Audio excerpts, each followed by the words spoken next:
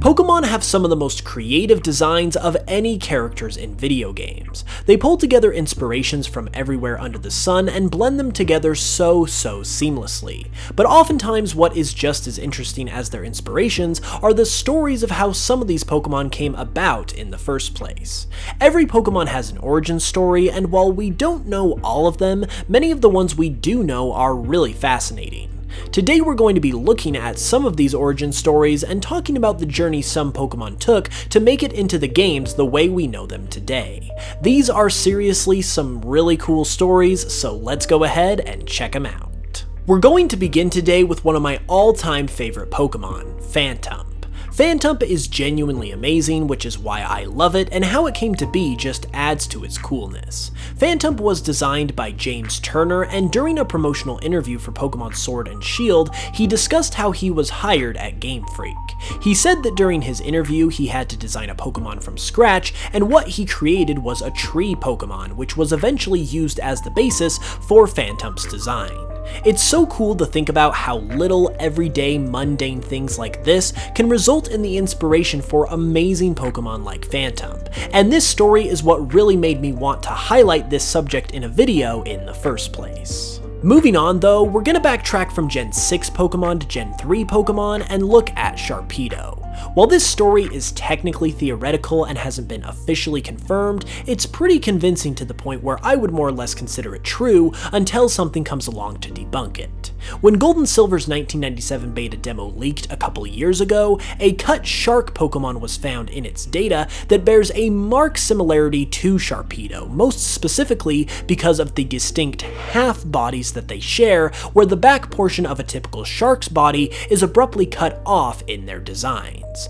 That alone seems to highly suggest that this Pokémon became Sharpedo, and therefore Sharpedo originated in Gen 2, but what's even more interesting is that this Pokémon's name, Ikari, can be translated as Rage, which got people thinking that these Pokémon might have been originally intended to take up that important role in Gold and Silver's story at the Lake of Rage that was eventually filled by the red Gyarados instead. If true, it's fascinating that what is now just a standard Gen 3 Pokémon was originally a Pokémon important to the plot of the Gen 2 games. One Pokémon who has made their way to the forefront of the franchise is Rotom.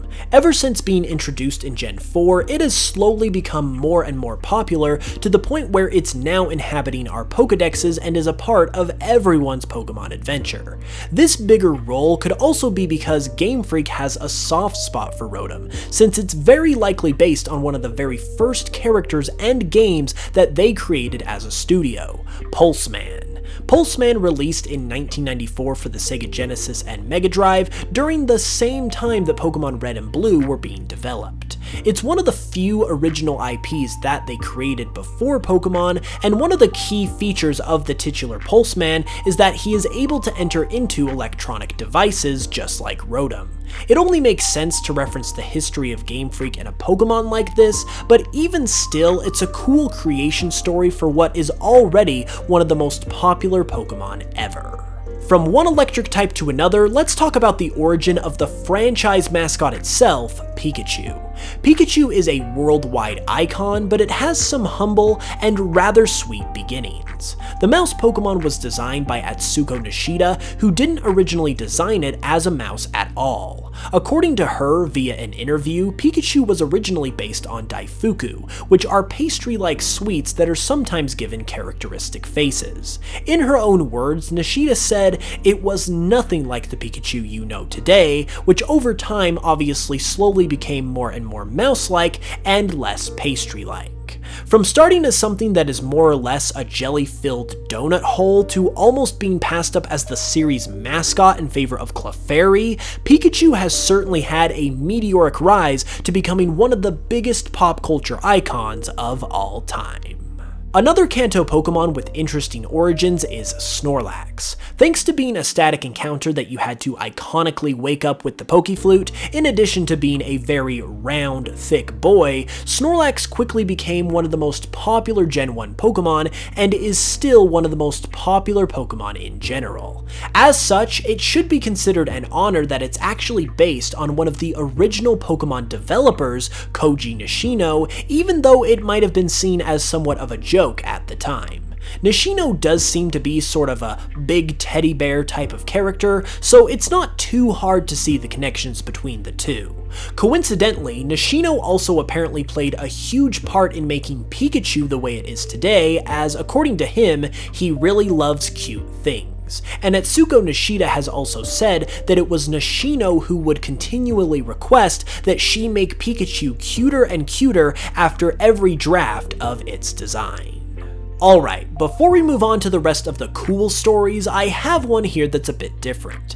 You see, I decided to include it in this video for a bit of a different reason, because while the origin of these Pokemon is amazing, it's more amazingly stupid than anything else. This is all in good fun, but the story of how both Stunfisk and Basculin came to be is the epitome of a facepalm moment. Starting with Stunfisk, well, I've discussed this before, so you guys know the drill. According to interviews, Stunfisk was originally a water-type Pokemon instead of ground-type, but was changed to ground instead of water in order to help with type balancing, even though it's literally based on a fish.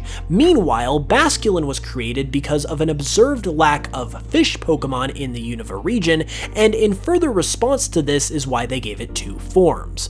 But if they made Basculin and its forms because they wanted more fish Pokemon, why not just give it an evolved form, you know, and actually make another fish Pokemon instead of a form that is hardly different at all to its counterpart and can hardly be considered a different form at all. I just think the logic behind both of these instances is really funny, so I can't help but poke fun at it, but it does show that even Pokemon who are considered bad still have interesting stories behind their creation.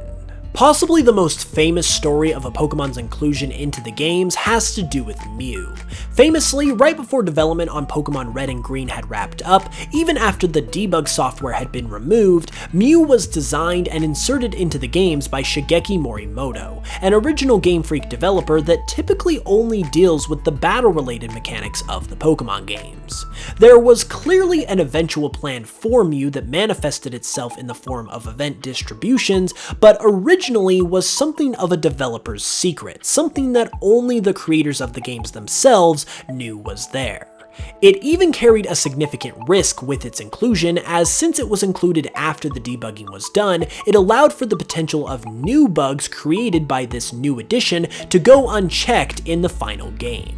Mew was easily one of the biggest playground legends of the 90s, and it's a big reason why Pokemon became so popular, so to have the story behind its inclusion be just as cool as its elusiveness and secrecy in the games themselves is pretty dang special. While we're on the subject, why don't we take a look at another legendary from the early days of Pokemon and talk about how Riko came to be. This is another theoretical story, but one that is very likely given the circumstance. Just as was the case for Beta Sharpedo, a beta version of Riko was leaked in the 1997 Gold and Silver beta demo, and it looked completely different to the final design. However, there was another leak in the demo that surfaced as well that in all likelihood explains where Riko got his final look.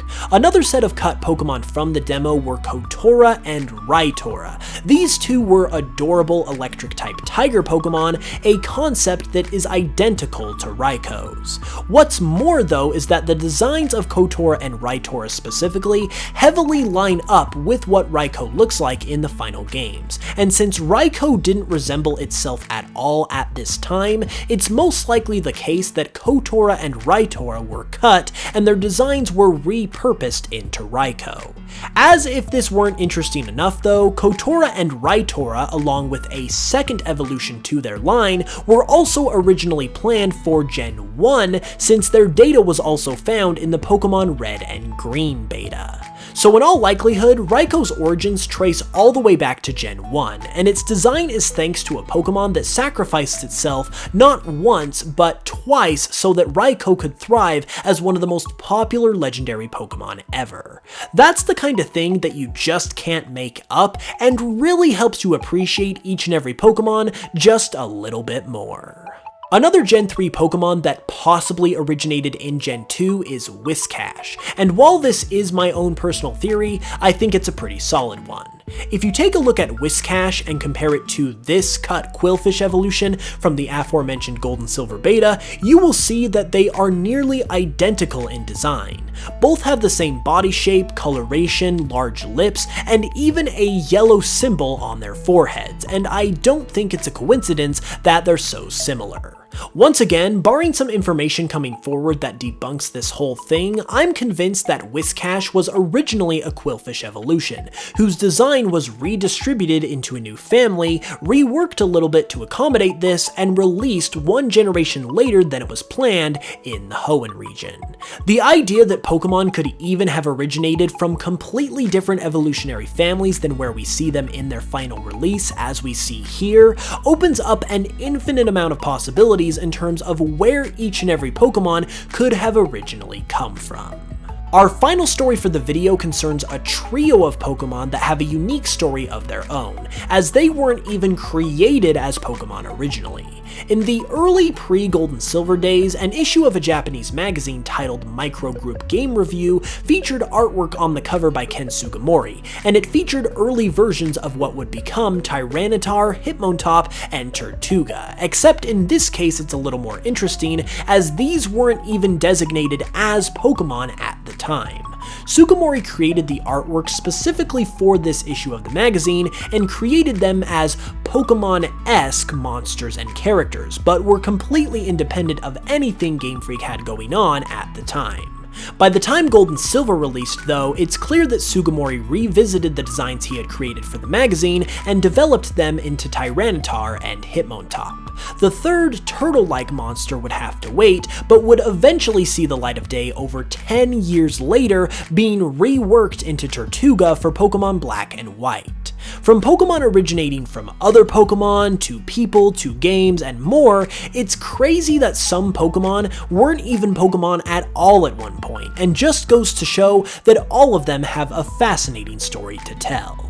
Thank you all so much for watching my video. If you enjoyed, please leave a like, comment, and subscribe if you're new for more Pokemon content all the time. If you'd like to support the channel further, be sure to check out my Pokemon remixes on Spotify and the latest trailer for my upcoming Pokemon Cardinal project. Any support there would be extremely appreciated, and with that said, I will see you guys with another video on Saturday. Hit that notification bell so you can know when it goes live, and until then, I love you all, and I will smell you guys later.